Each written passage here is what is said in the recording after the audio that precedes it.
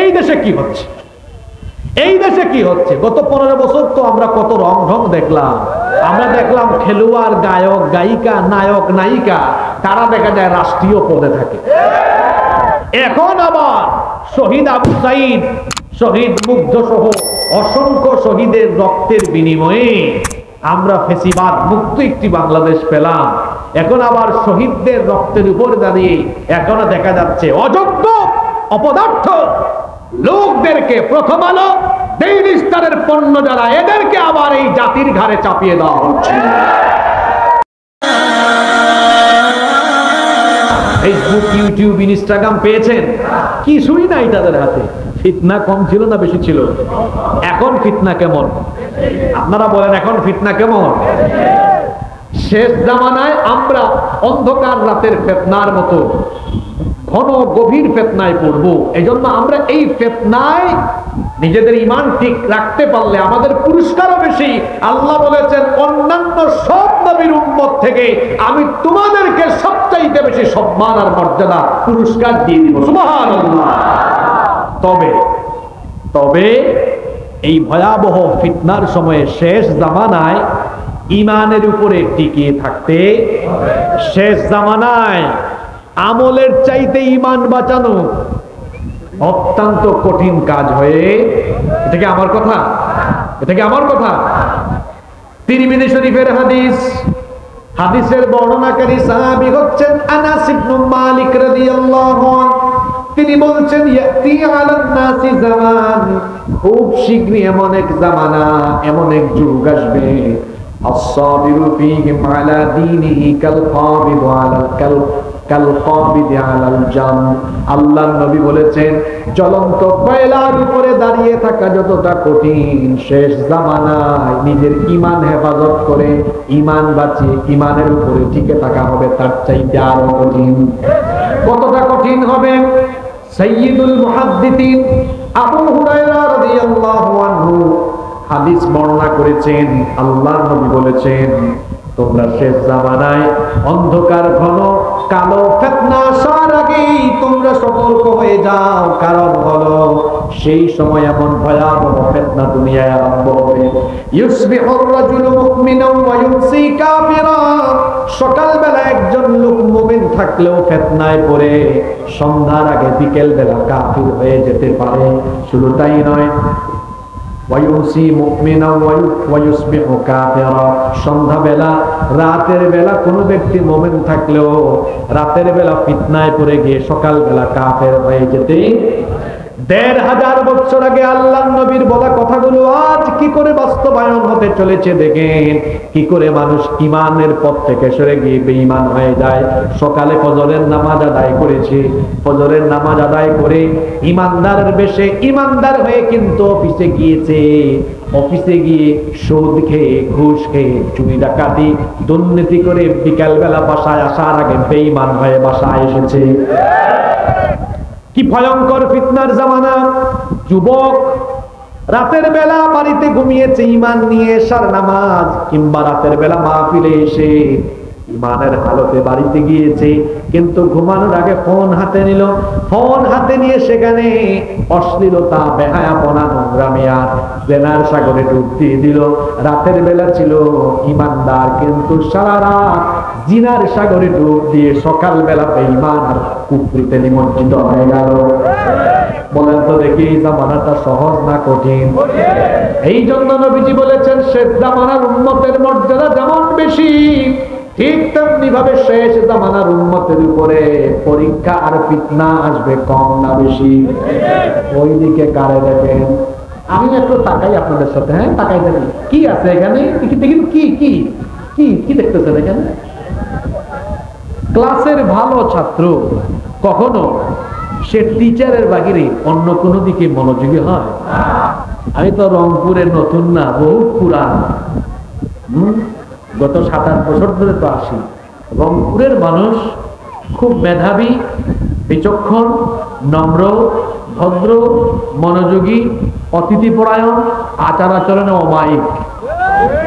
এখানে একটু ব্যতিক্রম লাগে কেন? মিঠা পুকুরের মানুষ মিঠা হবে, তিতার মতো আচরণ কেন করে? হ্যাঁ, তারপরে কি নামও তো সুন্দর, রানী পুকুর, রাজা পুকুর আছে নাকি এখানে? তো সব রানী নিয়ে আপনারা বসে আছেন, তাই না?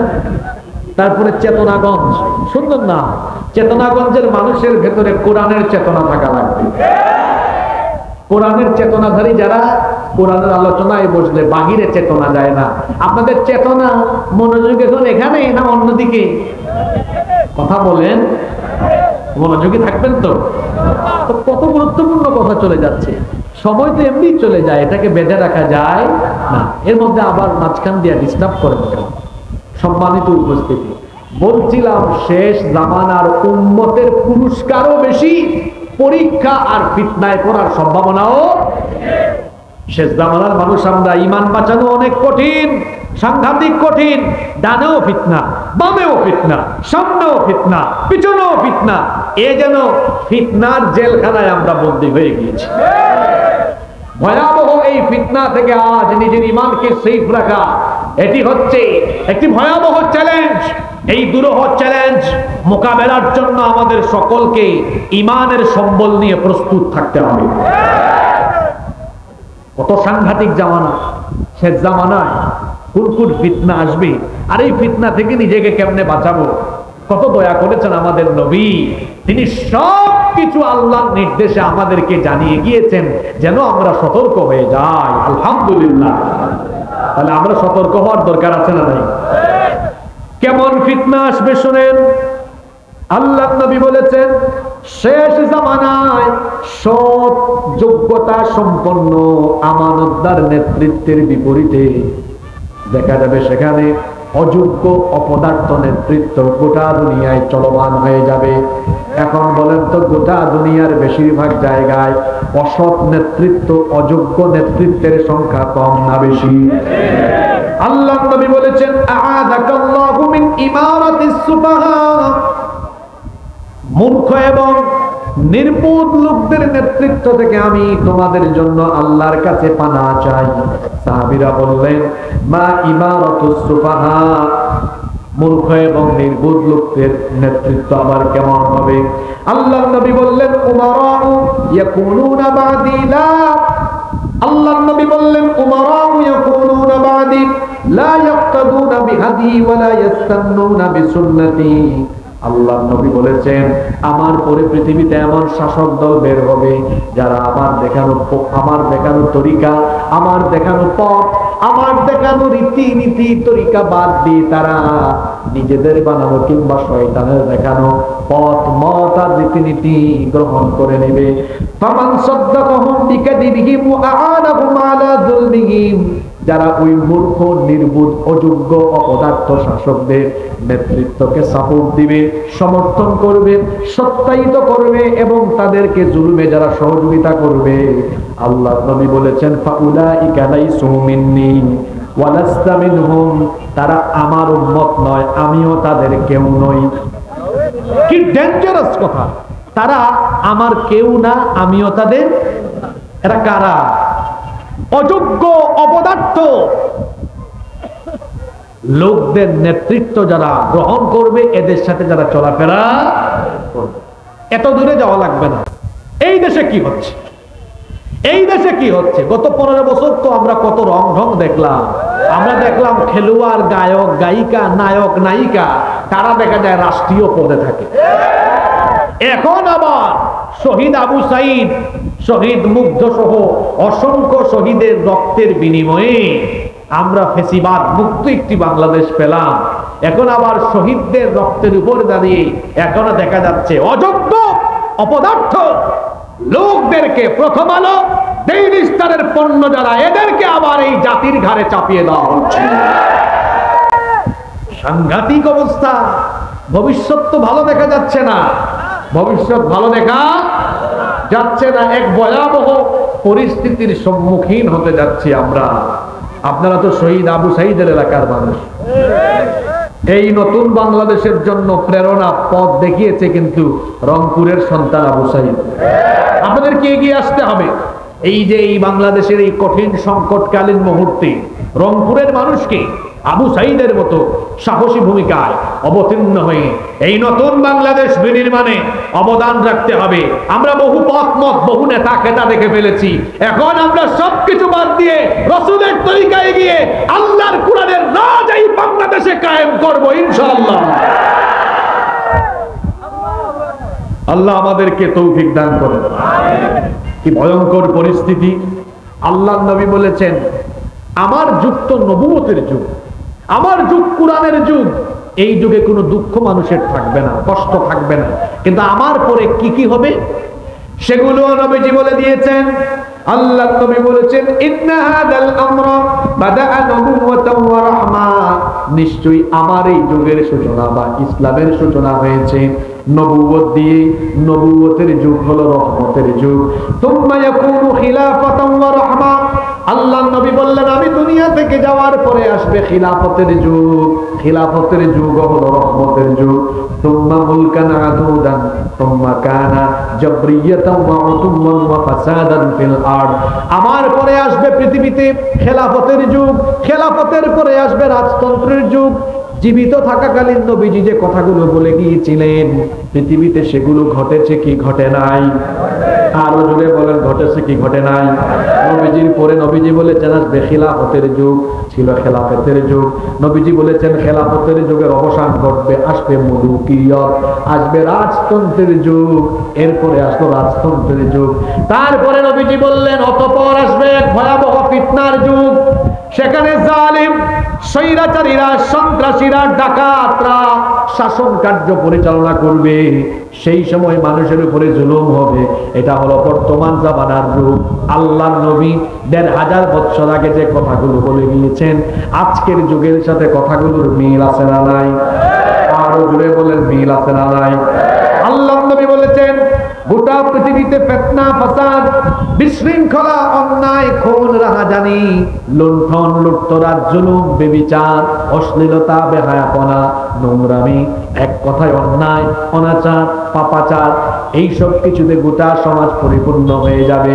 কিন্তু এই অন্যায়, পাপাচার, দুরাচারে পরিপূর্ণ সমাজে ইমানদারদেরকে ইমানের পথে চলতে, যতই ফিতনা আসুক না কেন এই ফিতনার সময়ে ভয়াবহ ফিতনার সম্মুখীন হয়েও ইমান হারা হওয়া যাবে না, ইমানের পথে টিকে থাকা লাগবে। কারণ একজন মুমিনের সবচাইতে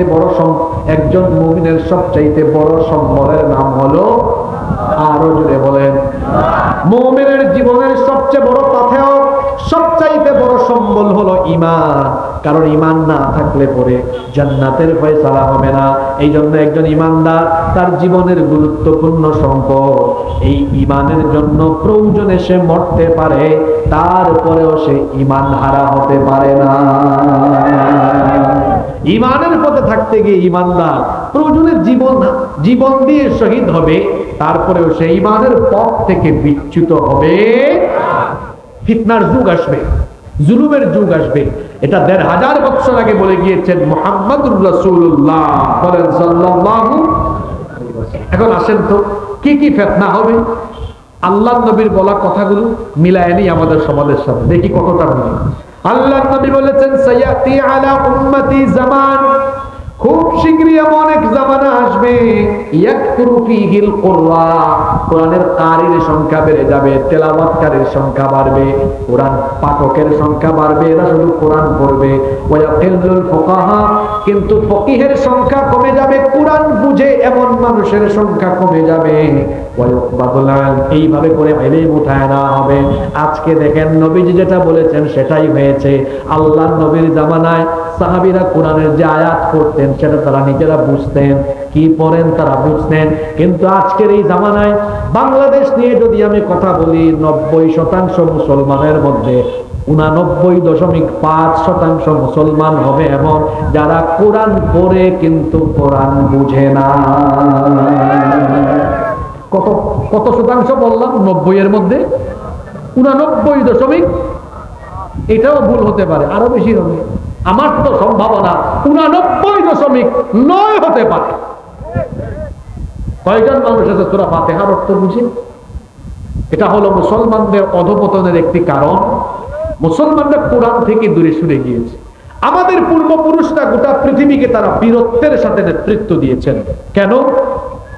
কোরআনকে তারা আঁকড়ে ধরেছেন, এটিকে তারা তাদের জীবন পরিচালনার চূড়ান্ত সংবিধান হিসাবে গ্রহণ করে নিয়েছিলেন। কোরআনের কাছে থাকার কারণে গোটা পৃথিবী তারা এলাকার পর এলাকা, দেশের পর দেশ তারা জয় করেছেন। তাদের সামনে কেউ সাহস করে দাঁড়াতে পারে নাই। আল্লাহু আকবার। এরপরে মুসলমানরা যখন অমুসলিমদের পশ্চিমা দুনিয়ার খপ্পরে পড়ে কোরআন থেকে ধীরে ধীরে ধীরে ধীরে সরে গেল, এটা 1-2 বছরে সরে যায় নাই, এটা একটা লম্বা সময়ের গভীরতম ষড়যন্ত্র। এই ষড়যন্ত্র এখনো চলমান। আপনি বলবেন হুজুর ষড়যন্ত্রটা কোথায় দেখায় দেন? তাকান শিক্ষা ব্যবস্থার দিকে, সব আছে। বাংলা, ইংরেজি, গণিত, সমাজ, বিজ্ঞান, ইতিহাস, অর্থনীতি, পৌরনীতি, আইসিটি সব আছে। শুধু দুষ করেছে কোরআন। কোরআন কথা বলছেন না কেন? আপনাদেরকে দ্বীনের পথ থেকে বিচ্যুত করার এটা একটা ভয়াবহ ষড়যন্ত্র, চক্রান্ত। কারণ মুসলমানের সন্তানরা কোরআন পড়লে, কোরআনের পথ বুঝলে, মুসলমানরা আগের মতো আবার পৃথিবীতে সাহসী হয়ে ঘুরে বেড়াবে। গোটা দুনিয়া তারা দাপটের সাথে চলবে, গোটা দুনিয়াকে তারা নেতৃত্ব দিবে। এটা অমুসলিমরা চায়? অমুসলিমরা চায়? এজন্য তারা এমন প্ল্যান, পরিকল্পনা আমাদেরকে দিয়েছে, আর আমাদের মধ্য থেকে কিছু লোককে তারা টোপ হিসাবে ব্যবহার করে তাদের তৈরি করা সকল পরিকল্পনা, ষড়যন্ত্র খুব চমৎকার ভাবে প্ল্যান ওয়াইজ তারা বাস্তবায়ন করে চলেছে। যার কারণে মুসলমানদের সংখ্যা এখন বেশি, মারও খায়। জোরে বলেন, মারও খায়। অতীতে অর্ধেক দুনিয়া শাসন করেছেন আমাদের এমন বীর পুরুষও ছিলেন। ওমর ইবনুল খাত্তাব রাদিয়াল্লাহু আনহু। তখন কি মুসলমানদের সংখ্যা এখনের চাইতে কম ছিল না বেশি ছিল? তো এত কম মুসলমান দিয়া কিভাবে তিনি পৃথিবী শাসন করলেন? আমরা মনে করি ভোটার বেশি হলে, ক্ষমতা বেশি হলে শাসন করা যায় খুব বেশি। নো, এটা ভুল। এরকম হইলে তো বাংলাদেশে এখন হুজুররা চালাইতো।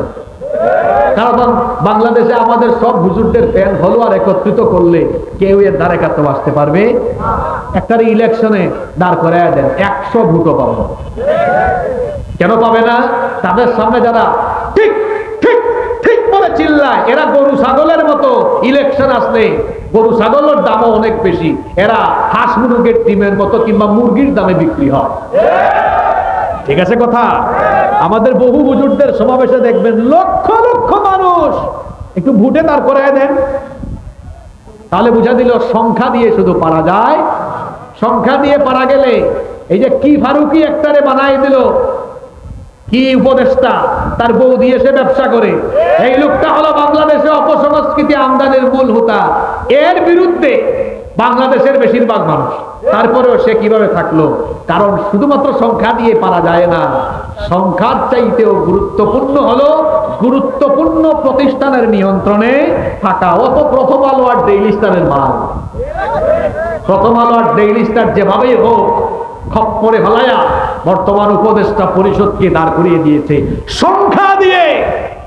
কখনো পৃথিবীকে নেতৃত্ব কেউ দিতে পারে নাই, দিয়েছে তাদের প্রজ্ঞা দিয়ে, জ্ঞান দিয়ে, বিচক্ষণতা আর সাহসিকতা দিয়ে। বলছিলাম ওমর রাদিয়াল্লাহু আনহুর কথা। তার সময় মুসলমানদের সংখ্যা এখনকার মতো না, বহুত কম। বহুত কম না? এত কম মানুষ দিয়ে গোটা পৃথিবী দাপিয়ে বেরিয়েছেন। ওমরের নাম শুনলেই তামাম দুনিয়ার কাফেররা থর থর করে কেঁপেছে। এটা কি শুধু সাহসিকতার গুণে? আরেকটা শক্তি আছে, এটা হলো কোরআনের শক্তি। জোরে বলতে হবে, কিসের শক্তি? আরে এটা ওহীর জ্ঞান, ওহীর জ্ঞান। এই জ্ঞানে আমাদের পূর্বপুরুষরা এই জ্ঞান অর্জন করে তারা কোরআনের জ্ঞানে গুণী হয়েছিলেন বলে গোটা পৃথিবীকে তারা জ্ঞানগত যোগ্যতা, আর জ্ঞানগত যোগ্যতার কারণে, কোরআনের জ্ঞানের কারণে এসেছিল আল্লাহর তরফ থেকে অসীম সাহস। কোরআনের জ্ঞান, অসীম সাহস আর বীরত্ব দিয়ে গোটা পৃথিবী তারা কাঁপিয়েছেন, দাপিয়ে বেরিয়েছেন। এখন সংখ্যা এত বেশি, এরপরে তা মুসলমানরা ফুটবলের মতো লাথি খায় কেন? এর একটাই কারণ, মুসলমানের সংখ্যা এখন যেমন বেশি, তেমনি কুরআন জানে না এমন সংখ্যাও। কথা ঠিক আছে? এখান থেকে আমাদের বের হয়ে আসা লাগবে না? তাহলে বোঝা গেল শেষ জামানায় উম্মত একটা ফিতনায় পড়বে। সেই ফিতনা হলো কোরআন থেকে দূরে থাকা ফিতনা, কোরআন থেকে দূরে থাকার ফিতনা। এখন আপনারা আমাকে বলেন তো, এই ফিতনায়, এই পরীক্ষায় বর্তমানে আমরা আছি না নাই? জোরে বলতে হবে, আছি না নাই? তো এই